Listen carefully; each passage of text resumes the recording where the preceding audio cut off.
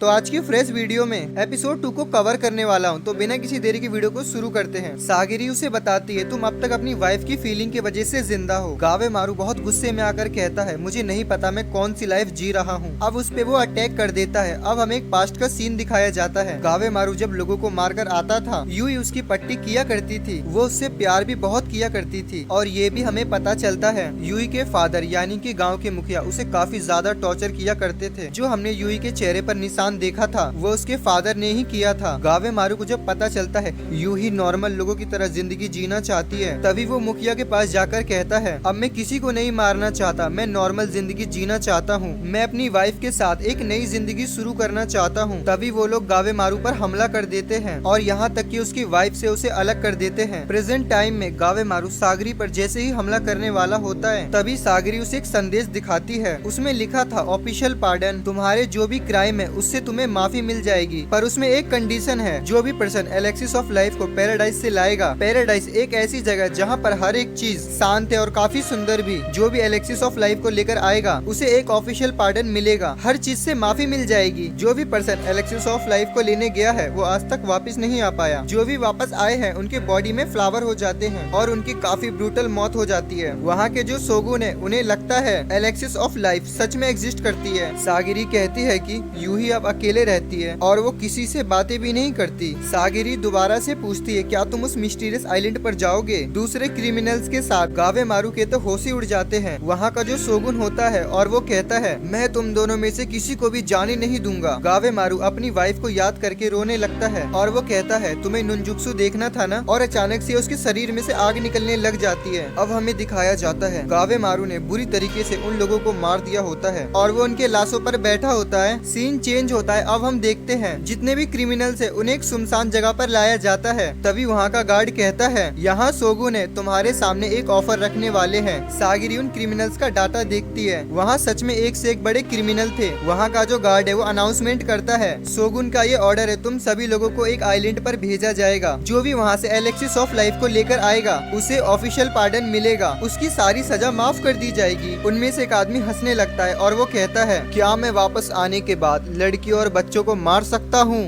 उस आदमी की ऐसी बात सुनकर सागरी मन ही मन कहती है, मुझे ऐसे गंदे इंसान को मारने के बाद सोचना नहीं पड़ेगा। वहाँ जो गावे मारू है उसे बोरिंग फील होने लगता है। उसके पीछे से एक लड़की कहती है, क्या तुम गावे मारू हो? मैंने सुना है कि तुम काफी ज्यादा पावरफुल हो, पर तुम्हें देखकर ऐसा नहीं लग रहा। एक सैनिक कहता है, वो आइलैंड एक पैराडाइज है, वो जगह एक स्वर्ग जैसी है। इस बात से उन्हें कुछ फर्क नहीं पड़ता, वो लोग तो जल्दी से जाना चाहते हैं। तभी उनके सामने एक कवर्ड चीज आती है। जैसे ही उस पे से कवर हटता है, ये देखकर वो सब लोग शॉक हो जाते हैं, क्योंकि उसके अंदर एक इंसान था। उसके पूरे बॉडी से फ्लावर्स निकले थे। ये वो इंसान है जो वहाँ से जिंदा वापस आया था और कुछ ही समय बाद इसकी मौत हो गई। इसके साथ 60 लोग और गए थे, लेकिन अभी उनका कुछ पता नहीं चला। ये सब सुनने के बाद क्रिमिनल्स काफी ज्यादा डर जाते हैं और वो कहते हैं, हम वहाँ नहीं जाने वाले। उनमें से एक क्रिमिनल वहाँ से जाने लगता है। तभी उसके पीछे एक निंजा आता और वो उसे एक ही वार में खत्म कर देता है। तुम सबको मौत की सजा मिल चुकी है, अगर कोई भागने की कोशिश करेगा तो उसे मार दिया जाएगा। वहाँ पर अनाउंसमेंट होती है, तुम्हारे नंबर्स बहुत ज्यादा हैं, इतने लोग वहाँ नहीं जा सकते और तुम्हें आपस में लड़ना होगा। वहाँ जो शोगुन था वो उस लड़ाई के मजे ले रहा था।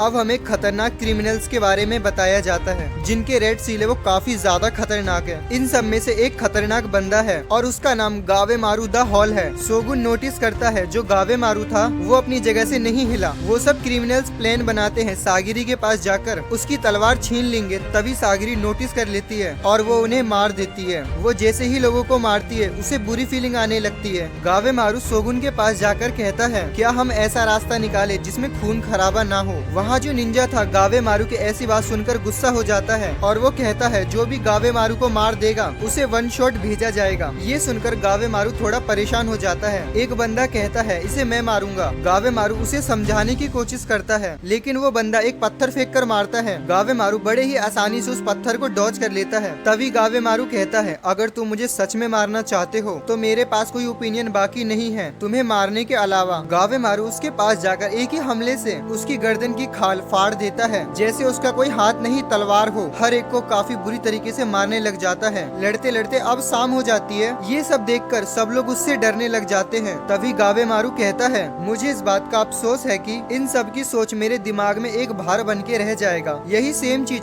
सागिरी भी फील करती है। अब उसे पता चलता है गावेमारू और उसकी प्रॉब्लम सेम है, इसीलिए किसी को मारने से पहले हिचकिचाते हैं। उनमें से सिर्फ 9 ही लोग बचते हैं। ये वही लोग बचे थे जिन्होंने गावेमारू पर हमला नहीं किया था। वो सब लोग आइलैंड के लिए निकल पड़ते हैं और थोड़ी देर बाद ही आइलैंड के पास पहुंच जाते हैं, जो देखने में किसी स्वर्ग जैसा लग रहा था। इस कहानी में अब डार्क सीन आने वाले हैं, वो हम अगले एपिसोड में कवर करेंगे।